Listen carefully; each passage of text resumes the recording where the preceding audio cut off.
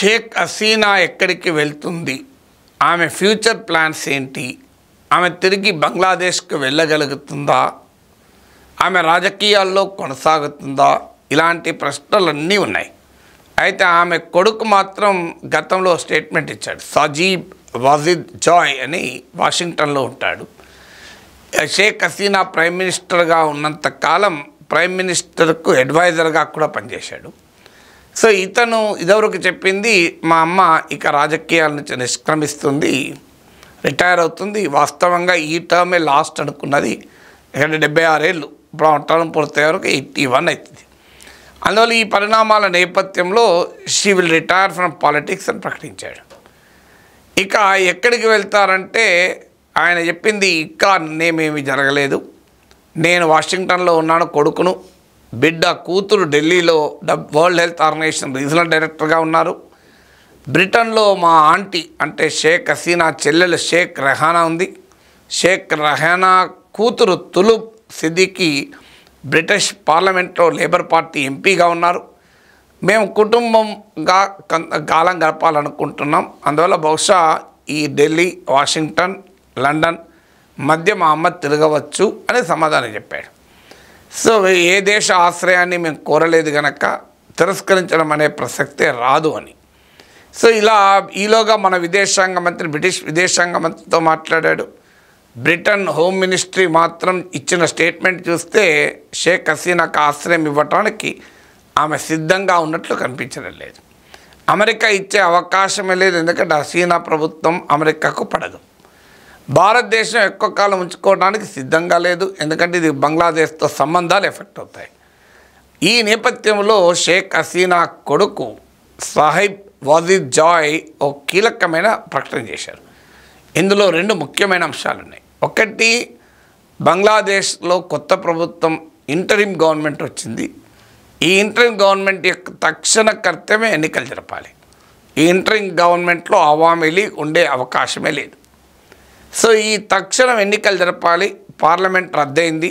Bangladesh Nationalist party నాయకురాలు ఖాలిదా జియా కూడా అదే కోరాడు. అందువల్ల ఇప్పుడు ఎన్నికలు జరిగితే అవామీ లీగ్ లేకుండా ఎన్నికలు జరగవు.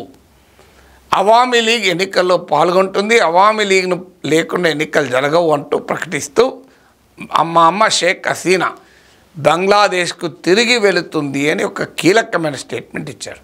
She will return to Bangladesh the moment elections are announce. బంగ్లాదేశ్లో ఎన్నికలు ప్రకటించిన మరుక్షణం మా అమ్మ బంగ్లాదేశ్కు వెళ్తుంది అని ప్రకటించాడు. అంత దాంతోపాటు తాను కూడా రాజకీయాల్లో అవసరమైతే ప్రవేశిస్తానని కూడా స్టేట్మెంట్ ఇచ్చాడు.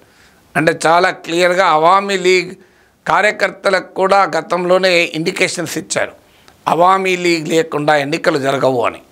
ఎందుకంటే ఇప్పుడు పెద్ద ఎత్తున అటాక్స్ అవామీ లీగ్ షేక్ హసీనా పార్టీ కార్యకర్తల నాయకులు గురవుతున్నారు. మంత్రులపైన దాడులు జరుగుతున్నాయి. తాజాగా ఇన్ఫర్మేషన్ టెక్నాలజీ మినిస్టరు ఢిల్లీకి బయలుదేరటానికి ఎయిర్పోర్ట్కి వస్తే ఆయన అరెస్ట్ చేశారు. షేక్ ముజిబుర్ రెహమాన్ విగ్రహాలని కూడా ధ్వంసం చేస్తున్నారు. అందువల్ల అవామీ లీగ్ పైన తీవ్ర నిర్బంధం స్పష్టంగా కనబడుతుంది. సో బహుశా మరి అవామీ లీగ్ను రద్దు, ఎన్నికల్లో పోటీ చేయనిస్తారా, ఎన్నికలు ఫ్రీ అండ్ ఫెయిర్గా జరుగుతాయన్న నమ్మకం అవామీ లీగ్ కలుగుతుందా, గతంలో ప్రతిపక్షాలు బాయ్కాట్ చేసినప్పుడు అవామీ లీగ్ ఇప్పుడు బాయ్కాట్ చేస్తుందా, ఇవన్నీ ఇప్పుడైతే క్వశ్చన్స్. తాజాగా సమాచారం ఏంటి అంటే షేక్ హసీనా ఎన్నికలు ప్రకటిస్తే బంగ్లాదేశ్కు వెళ్తుంది. అంటే ఆమె అక్కడ మళ్ళీ అవామీ లీగ్ క్యాంపెయిన్ చేస్తుంది. ఆమె కొడుకు అన్నదైతే మేము ఎన్నికల్లో పాల్గొనడమే కాదు, గెలవడానికి కూడా అవకాశాలు ఉన్నాయి, వి మే ఆల్సో విన్ అని ఆయన స్టేట్మెంట్ ఇచ్చాడు. ఈలోగా వారసుడు కూడా రెడీ అయ్యాడు. షేక్ హసీనా యాక్టివ్గా పాలిటిక్స్లో ఉన్నా లేకపోయినా ఆయన కొడుకు అవామీ లీగ్ నాయకత్వాన్ని బహుశా చేపడతాడు.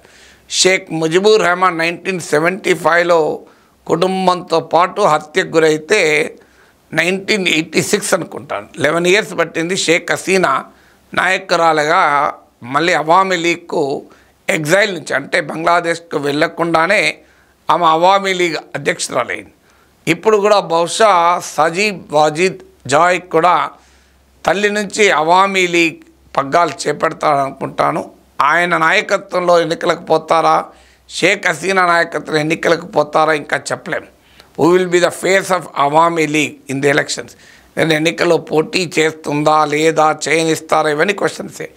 కానీ డెఫినెట్గా నెక్స్ట్ జనరేషన్ రెడీ అవుతుంది. అంటే హసీనా అప్రతిష్ట పాలయ్యారు కనుక ఇప్పుడు ఆమె అవసరం వస్తే పక్కకు తప్పుకొని కొడుకు నాయకత్వంలో అవామీ లీగ్ మళ్ళీ రాజకీయం మొదలు పెడుతుంది.